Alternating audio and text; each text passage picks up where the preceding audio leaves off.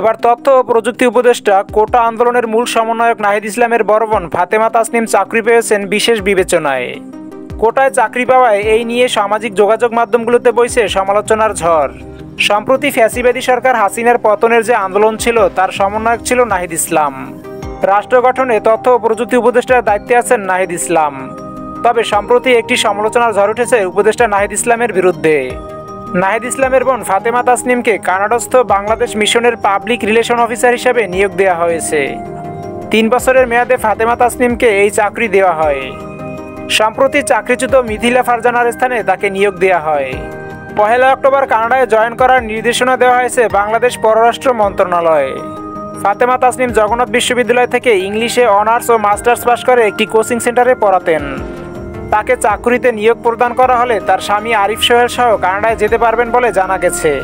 এই নিয়োগপত্রে ফাতেমা তাসনিম টরন্টোতে বাংলাদেশ মিশনের ভাড়া করা বাসা, ড্রাইভার সহ গাড়ি, এছাড়া প্রতি মাসে $6000 কানাডিয়ান বেতন পাবেন।